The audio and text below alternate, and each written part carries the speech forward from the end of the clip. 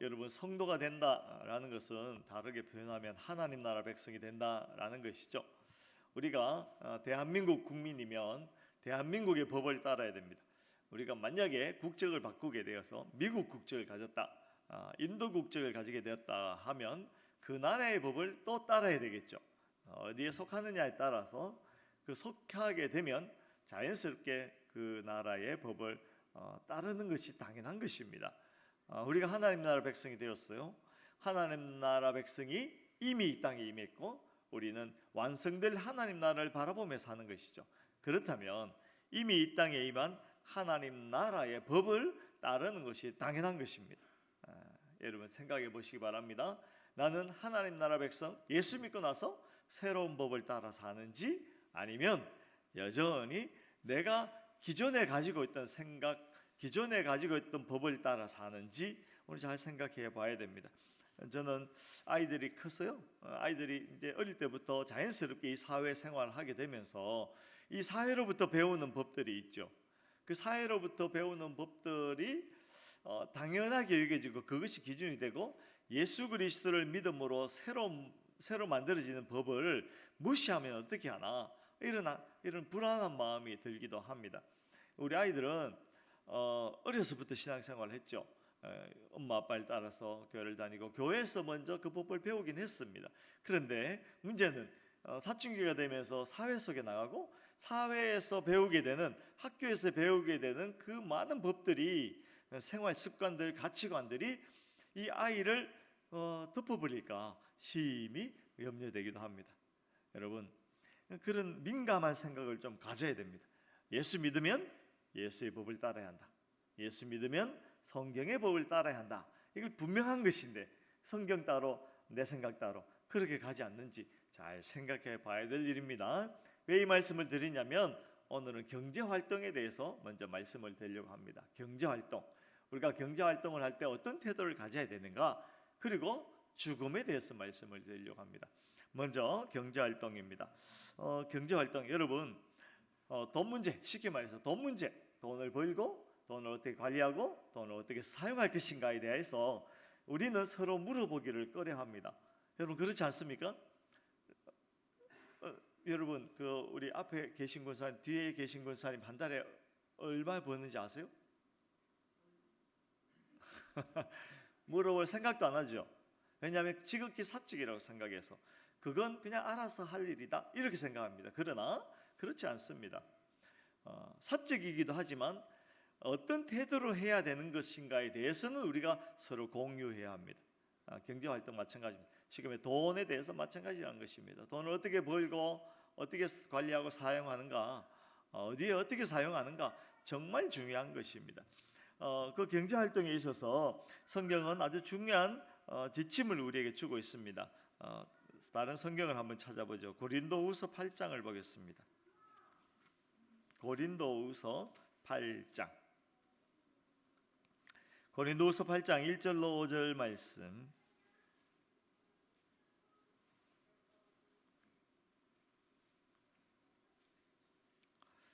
고린도후서 8장 1절로 5절 교독하겠습니다. 1절입니다.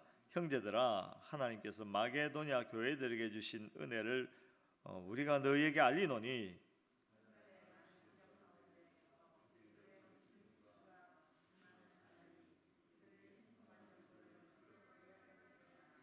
내가 증언하노니 그들이 힘대로 할 뿐 아니라 힘에 지나도록 자원하여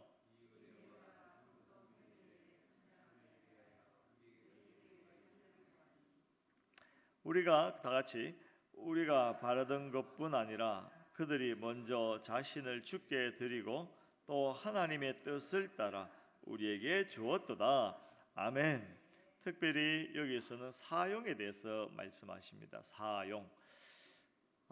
먼저는 우리가 경제활동을 하지만 그 모든 것이 하나님의 은혜로 주어진 것이다.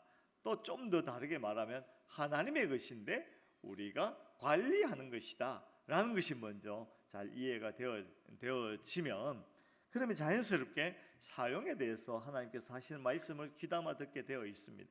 사용에 대해서 하나님께서 무엇을 말씀하십니까? 특별히 오늘은 형제들을 위하여서 사용하는 것, 형제들의 그 힘든 상황을 그냥 모른 척하지 아니하고 나에게 주신 그 은혜를 나누는 것에 대해서 말씀을 하십니다. 여기 보면 마게도냐 교회, 데살로니가 지역에 있는 교회를 이야기하는 것입니다. 그 교회에는 스스로도 힘든 상황에 있었지만 그러나 그들이 힘대로 할 뿐 아니라 힘에 지나도록 자원했다. 자원하여서 형제를 섬기는 일에 헌금하였다. 이렇게 말씀하십니다.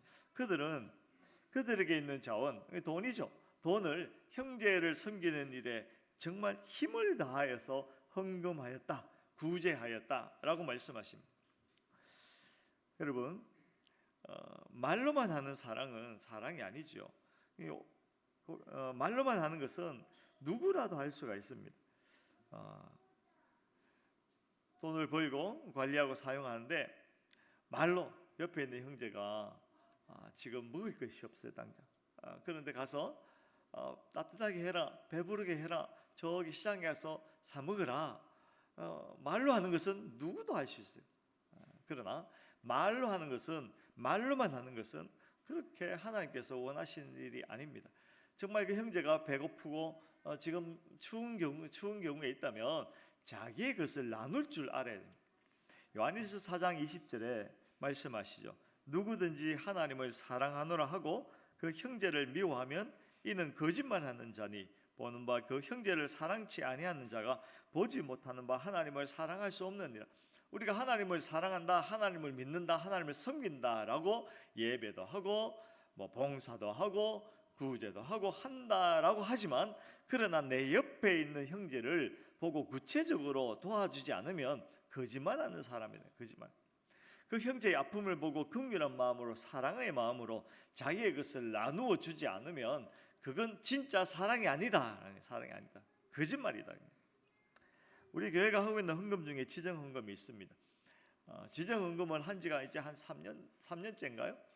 지정 헌금을 하는 이유는 하나님의 명령을 우리가 따르기 위해서 하는 것입니다.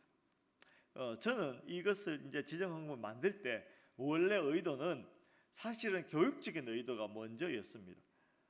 우리가 돈은 우리 교회 먼저, 나 먼저 그냥 내 방식대로 나에게만 사용하는 것이야, 이렇게 생각하는 세상에서 아니야. 이 돈은 형제를 위해서, 또 이웃을 위해서, 또 주 안에서 한 형제된 자들을 위하여서 사용하는 것이야. 그것이 바른 것이야 라는 것을 여러분들 스스로 알 수 있도록 하기 위해서 이름을 붙여서 지정헌금이라는 헌금을 만든 것입니다. 그동안 여러분 헌금하시느라고 수고하셨어요. 하나님께서 기뻐하실 것입니다. 그것을 통해서 평소에는 관심을 갖지 않았지만 어디엔가 필요한, 정말 우리의 사랑이 필요한 그곳에 잘 사용되어지고 있습니다. 그런데 안타까운 것은 작년에 어떤 지출 통계를 내봤더니 우리가 하고 있는 헌금의 비중이 전체 헌금 비중에 있어서 그렇게 많지 않더라고요. 그 수치를 듣고 좀 많이 모자란다, 이런 생각을 하게 되었습니다. 물론 살다 보면 우리가 평소에 써야 될 돈들이 많이 있겠죠. 그러나 오히려 우리가 커피 한 잔 마실 거 한 잔 줄이면 안 되겠군요. 2잔 마실 거 한 잔으로 줄이고, 또 어떤 경우는 한 잔도 안 마시고 하더라도 이웃을 섬기는 그 일에 관심을 가지고 헌금하고 사용해야 된다는 것이죠. 지난달에는 시골에서 우리 믿음의 한 형제들 아니겠어요? 시골에서 성경 공부한다고 해서 책을 보내드렸습니다. 책값이 한 120만 원 정도 들었어요. 그런데 아마 그런 책들은 그 시골에서 신앙생활 하신 분들이 평생 한 번도 손에 들어보지 않았던 그런 책들이죠. 근데 이제 책이 전해지면서 예수가, 하나님이, 교회가, 인간이, 구원이 무엇인지를 차곡차곡 알려드리는 그런 도구가 되는 것입니다. 그뿐 아닙니다. 우리 안에 있는 형제들을 위해서도 사용되어져야 합니다. 갑자기 불의의 사고를 당하거나 또 갑자기 궁핍한 경우가 된다거나 말할 수 없지만, 말하기 어렵지만 그러나 그런 형편에 처한 사람들 우리가 잘 살펴서 우리가 잘 섬기고 형제간에 살피고 도와주는 것 마땅히 해야 하는 일입니다.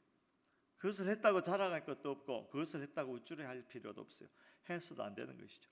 하나님께서 너희는 돈을 이렇게 관리해라 라고 말씀하신 대로 우리가 사용하는 것입니다. 공산주의와 근본적으로 다른 것이 무엇인지 아세요? 공산주의는 고르게 해야 된다고 해서 강제로 이쪽에 있는 걸 뺏어서 이쪽으로 나눠주고 말 안 들으면 죽이고 그런 과정들을 통해서 나누어서 쓴 것이죠. 그러나 초대교회 성도들은 그렇게 하지 않았어요.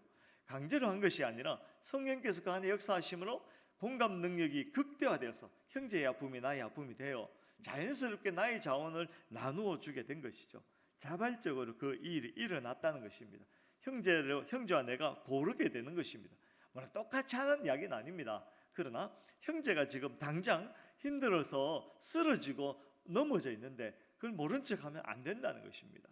내가 가지고 있는 자원을 나누어서 그를 이렇게 세우는 것이 마땅하다. 하나님께서 나에게 은혜를 주신 이유, 돈을 주신 이유는 그것이다 라는 것을 우리가 잘 이해하고 그런 태도를 가져야 됩니다. 지나치게 축적하거나 사치하지 않아야 되는 것입니다. 이런 말이 있죠. 공부해서 남주냐? 우리 부모님들이 있다 우리 아이들에게 잘하는 말이죠. 공부해서 남주냐? 공부 좀 해라. 다 너 잘 되라고 하는 것인데 그런데 우리는 공부해서 남주려고 하는 거죠. 사실은 공부해서 남주려고 하는 것입니다. 돈 벌어서 뭐 할래? 돈 벌어서 뭐 할 거냐? 물론 우리가 먹고 입고 쓰고 의식주를 해결해야 됩니다. 당연한 것입니다. 그러나 지나치게 축적하고 지나치게 사치하지 않고 그것을 형제를 위해서 또 어떤 경우에 내가 새끼 먹을 만하고 근데 옆에 있는 형제가 한 끼도 못 먹으면 내가 먹는 한 끼를 줄여서라도 옆에 있는 형제에게 나눠주는 것이 당연한 것입니다. 그렇게 해야 됩니다. 자, 돈은 그 정도로 말씀드리려고 합니다. 돈은 버는 것도 중요하고 관리하는 것도 중요하지만 쓰는 게 더 중요해요. 잘 사용해서 하나님께서 칭찬하시는 그런 성도 되시기 바랍니다. 그 다음에 오늘은 두 가지 말씀을 드리게 됩니다. 죽음에 대해서.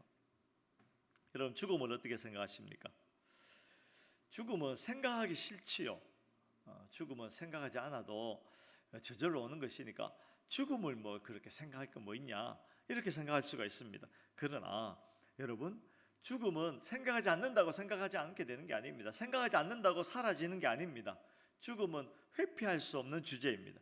오히려 죽음이라는 주제에 대해서 우리가 분명하게 직시하고 잘 이해할 필요가 있습니다. 그것을 잘 이해해야 돼요. 죽음은 멀리 있지 않습니다. 죽음은 아주 가까이에 있습니다. 오늘 성경 한번 다시 보겠습니다. 13절부터 말씀은 죽음에 대한 이야기입니다. 데살로니가 전서 4장 13절부터 18절. 여러분 장례식 가면 무슨 말씀을 주로 하십니까? 저는 장례식 가면 가능하면 말을 별로 하지 않으려고 해요. 사실 할 말도 별로 없고 제가 말을 이렇게 아주 수려하게 할 수 있는 그런 사람이 못 됩니다. 그래서 말 실수를 많이 하기도 해요. 저는 뭐 좋다고 한 말인데 어떤 사람은 거꾸로 듣기도 하고 그러면 날 싫다는 것이냐. 또는 장례식 가서 무슨 말을 하다 보면 중간에 끊겨요. 제가 생각해도 이건 경우에 맞지 않는 것 같은데 그래서 그냥 장례식 가면요 이렇게 이쪽에서 기도하고 돌아서서 그 이제 유가족들과 인사 나눌 때는 대충 얼버무립니다. 그냥 속으로 이야기합니다. 차라리 그게 낫더라고요. 말을 많이 한다고 그 순간에 그 슬픔을 당한 정말 사별만큼 안타까운 그런 슬픔이 없잖아요. 그 슬픔을 당한 사람을 말로 위로하는 건 그건 거짓말입니다. 차라리 말하지 않고 그냥 얼굴 한번 이렇게 지그시 보고 그냥 인사 나누는 것이 오히려 더 유익이 될 때가 있더라고요. 반대로 결혼식 같은 데 가면 뭐 할 말이 많잖아요. 아무 말이나 해도 돼요. 야 멋지다, 뭐 대박이다, 뭐 아무 말이나 해도 되는데 장례식은 참 어렵습니다. 그런데 가만히 생각해 보십시오. 이렇게 하면 돼요. 우리말로 위로하려고 하지 말고 진리를 서로 나누는 겁니다. 진리로 서로 위로하는 것이죠. 진리를 알고 그 진리가 서로 나누어지면 그러니까 예수를 믿는 성도들 안에서 그 진리를 가지고 죽음을 이해하고 그 죽음이 과연 성경에서 무엇인가를 잘 이해한다면 그 진리로 서로 위로를 주고 위로를 받을 수가 있는 것입니다. 내 말이 아니잖아요. 성경의 말씀이고 하나님의 말씀이잖아요. 그래서 성경은 이야기합니다. 진리를 알지니 진리가 너희를 자유케 하리라. 진리가 우리 속에 들어오면 비로소 세상 모든 것을 이해할 수 있고, 비로소 그것이 어떠한 슬픔, 사별이라 할지라도 그 진리 안에서 이해되어지고 진리 안에서 새로운 전망이 생기게 되는 것입니다. 그러니까 진리가 서로 나누어질 때 위로가 되는 것입니다. 성경은 이야기합니다.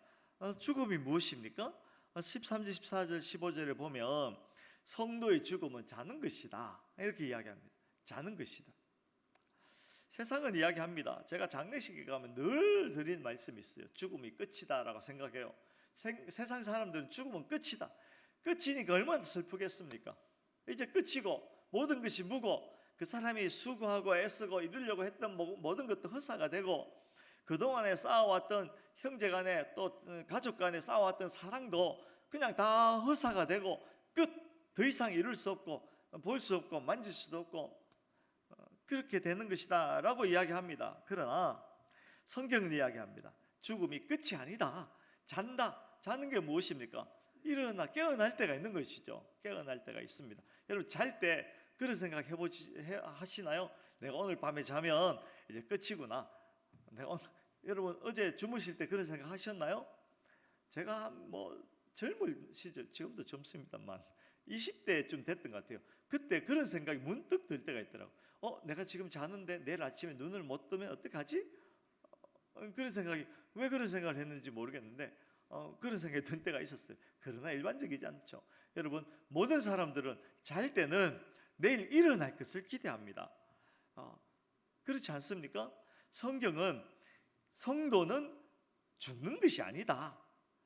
다시 일어난다, 깬다라는 것을 분명히 잔다라는 것으로 표현하고 있는 것입니다. 여러분 죽음이 끝이 아닙니다. 죽음이 끝인 사람들은 이 땅에서 잘 먹고 잘 사는 것이 목적이 됩니다. 그렇죠? 살아있는 동안에 잘 먹고 잘 살고 그러려니 더 많이 축적하고 더 많이 쌓아야 되고, 그러나 우리는 그렇지 않잖아요. 자는 것입니다. 제자들이 이것을 어떻게 깨달았을까요? 주의 부활을 보고 깨달았어요. 주의 부활을 보고. 제자들도 주님께서 십자가에 죽는 것이 마땅치 않았어요. 제자들도 주님께서 십자가에 달려 죽으면 끝이 아닌가 그렇게 생각했어요. 그런 줄 알고 다 도망갔어요. 주님께서 십자가 달리신다고 하실 때 안 됩니다 라고 막았어야 됐고, 그리고 이제 십자가에 진짜 죽으시니까 이제 다 끝났구나, 우리 각자 생업을 따라서 가자, 흩어지자, 이제 끝났다 생각하고 다 흩어졌어요. 그런데 며칠 있다가 주님께서 부활하셨어요. 부활하실 뿐 아니라 그 제자들을 만나 주셨습니다. 그때 제자들이 깨닫는 것이죠. 죽음이 끝이 아니구나. 죽음은 자는 것이구나. 주님께서 잔다고 하신 이유가 이것이었구나. 죽음 이후에는 죽음이 끝이 아니라 죽음은 자는 것이고, 죽었지만 주님을 보니까 다시 일어나는 것이구나. 부활이 있구나. 죽음 이후에 새로운 생명이 있고 그 생명을 통하여서 영원히 사는 것이구나 라는 것을 제자들이 몸소 경험하게 된 것이죠. 그래서 주님께서 하시는 말씀, 잔다라고 하는 것이 정말 생생하게 그들 속에 진리로 자리 잡게 되는 것이죠. 제가 인도에 가서 새벽 3시에 일어날 일이 있었습니다. 저만 일어난 것이 아니고 모두 다 일어나서 새벽 3시에 이동을 해야 되는 때가 있었어요. 그랬더니 우리 누가 그러셨나? 그 전날도 밤에 이제 숙소에 들어갔거든요. 들어가면서 하신 말씀이 오늘 안 자야 되는 것 아니냐고, 3시에 나갔는데 뭘 또 자냐고 그렇게 말씀하시더라고요. 어쨌든 3시에 일어나서 이동을 합니다.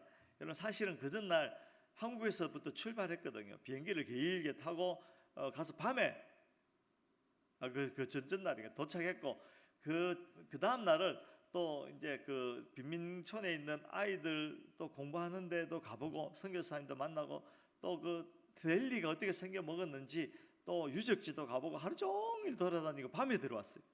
피곤하겠죠. 그런데 그 다음날 3시에 또 일어납니다. 일어나서 그날은 이제 멀리 이동하고 타지마에 갔다가 또 비행기를 타고 신학교가 있는 데까지 가는 그런 날이거든요. 맞죠? 저도 맞죠. 갔어요. 가고 이제 그 벵갈루루에 가서 또 차를 타고 1시간 반 덜컹덜컹 타고 와서 허름한 숙소에 이제 들어갔어요. 그리고 아니다. 그리고 나서 3시에 그 전날 하여튼 3시에 일어나서 맞네. 3시에 일어나서 그 비행기 타고 또 가서 밤늦게 또 숙소에 들어갔어요. 밤늦게 식사하고 또 들어갔어요.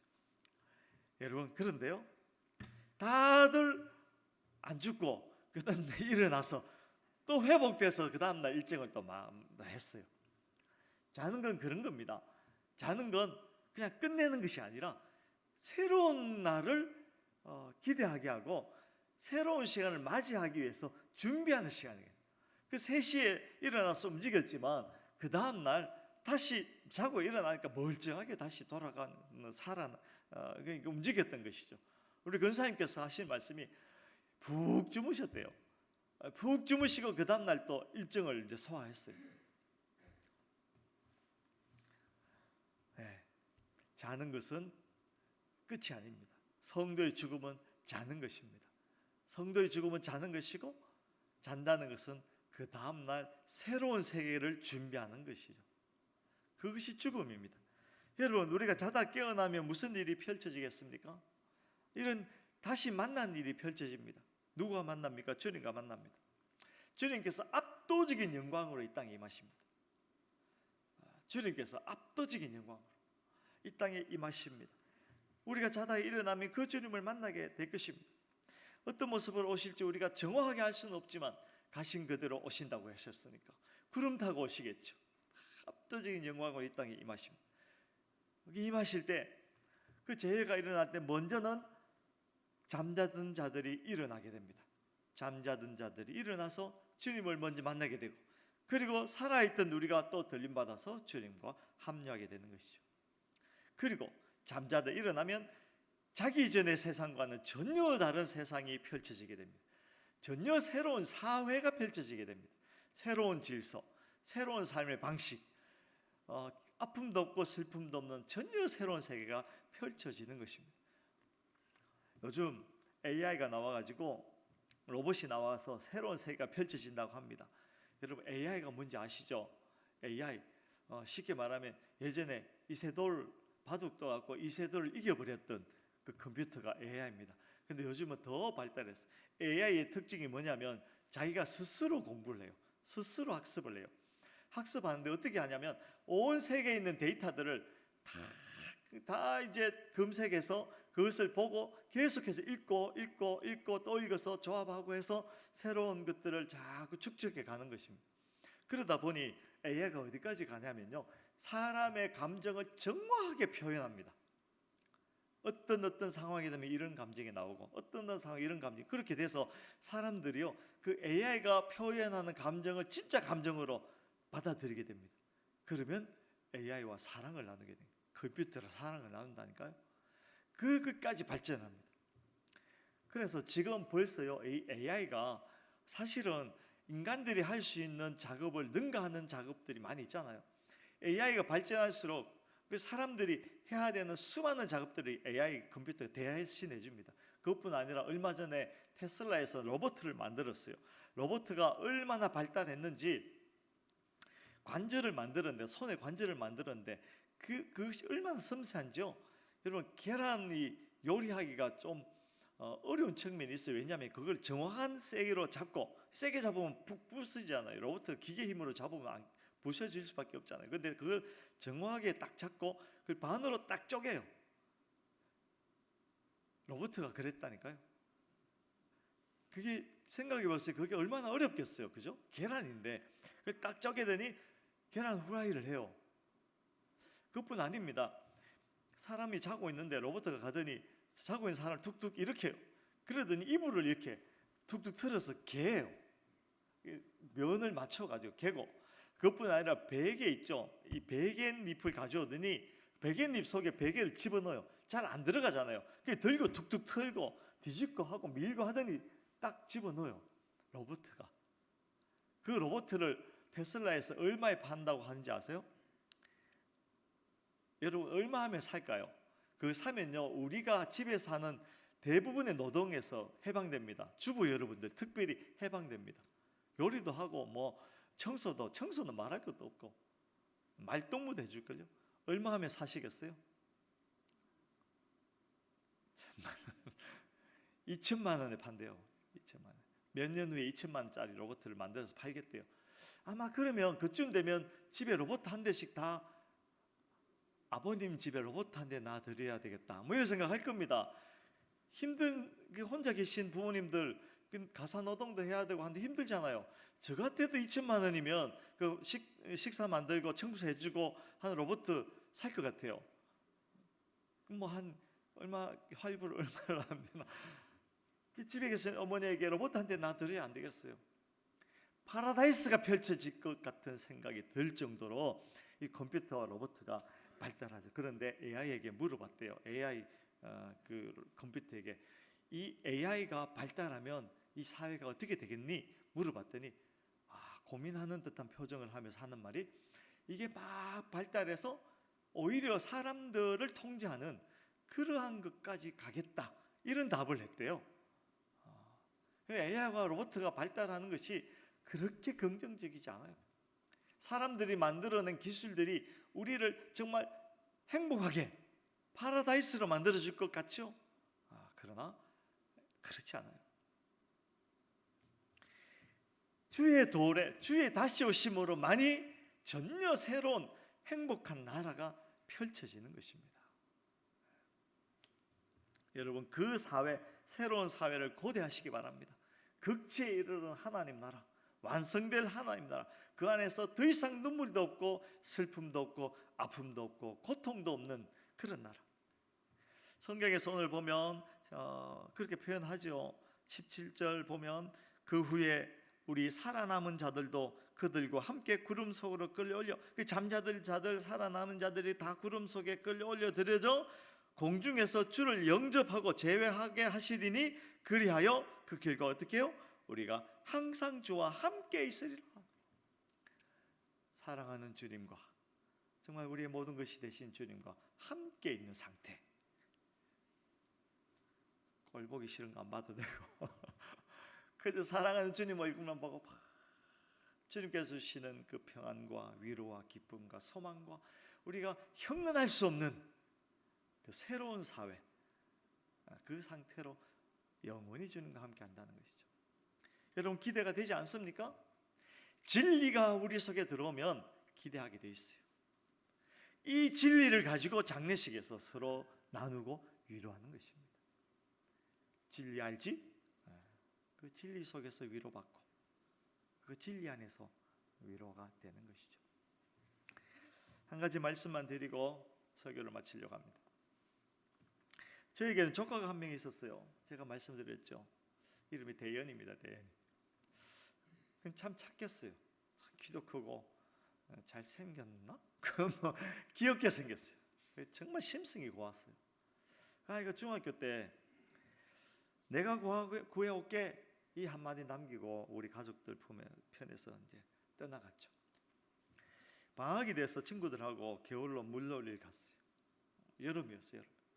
물놀이를 갔는데 그만 웅덩이가 이렇게 푹 파져 있어요. 그게 위험하잖아요. 이렇게 쭉 가다가 작업을 했는지 뭐 어떻게 됐는지 이렇게 갑자기 툭 파여진 웅덩이에 그만 빠지게 됐죠. 친구가 빠졌어요. 친구가. 그런데 이 조카가 이렇게 수영을 잘 못했어요. 잠시 머뭇거리다가 근데 벌떡 일어나더니 이렇게 있는 옆에 있는 친구에게 내가 가서 구해올게 하더니 그냥 들어갔어요. 근데 수영을 잘 못하다 보니 이게 정말 위험하잖아요. 그만 나오지 못하고 그 아이와 함께 그 자리에서 이제 죽게 됩니다. 여러분, 아무리 그 호상이다, 천수를 누렸다 하더라도 사별이라는 것은 안타까운 이야기입니다. 하물며 꽃다운 나이에 정말 무언가 해보기도 전에 그렇게 부모와 우리 가족의 곁을 떠나간다는 것은 정말 큰 아픔이죠. 남겨진 사람의 시간이 시작되는 것입니다. 견디고 또 견뎌야 하는 시간들이 생각해보면 끔찍하기까지 하죠. 지금도 기억이 납니다. 생각해보면 장례식에 갔는데 아무도 어떤 말도 할 수가 없어요. 그렇다고 울 수도 없어요. 뭐 너무 울면 저는 그래도 이제 작은 아버지니까 큰 아버지인데 그 제가 막 슬픔을 표현하면 그 부모는 또 어떻게 되겠어요? 이제 동생이거든요. 그래서 잘 울 수도 없는 그런 장례식을 우리가 했던 기억이 있습니다. 그런데 그 이후에 남아있는 가족들의 이야기입니다. 그 부모와 우리 가족들의 모습 속에서 제가 그 진리의 위대함을 발견하게 됩니다. 진리가 우리 속에 들어오면 우리가 어떻게 살아가게 됐는지를 발견하게 됩니다. 물론 충분히 슬퍼하고 충분히 그런 통과해야만 한 터널 같은 시간이 있었죠. 그러나 그것에 멈추지 않았어요. 거기 시간이 멈춰지고 절망하고 이것이 끝이구나 하지 않았어요. 어느 누구도. 물론 그 부모도. 오히려 그 아이를 기념했어요. 그 아이가 물론 그것 때문에 그 사건 때문에 의사자가 되었죠.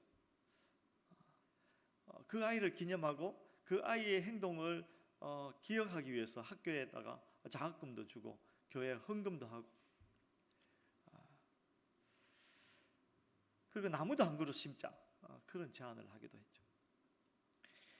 진리가 들어오니까 비록 너무 슬픈 이야기지만 너무 슬픈 사연이지만 그러나 그것이 끝이 아니라는 것을 알기 때문에 오히려 그것을 기억하더라고요.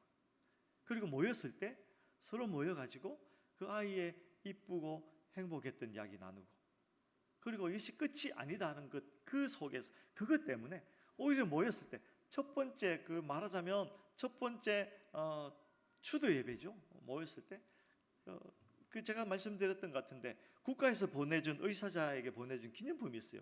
거기 뭐 호두가 있는데 정말 호두가 탐스럽게 생겼다. 그걸 갖다 놓고 하하호 웃으면서 이 호두를 누가 가져갈 것이냐, 누가 몇 개를 가져가서 나눌 거냐, 뭐 그런 이야기 하면서 먼저 간 조카 이야기도 하고 했던 그런 기억이 있습니다. 그렇게 할 수 있었던 것은 진리를 알기 때문에.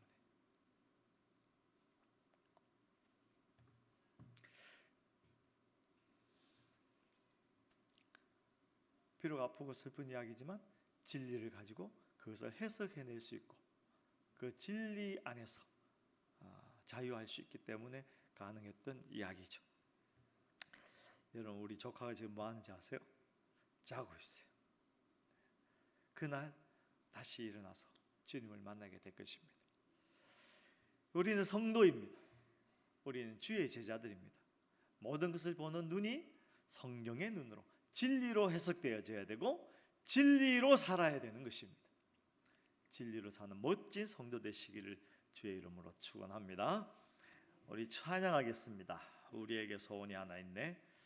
주님 다시 오실 그날까지 우리 가슴에 새긴 주의 십자가 사랑 나의 교회를 사랑케 하네.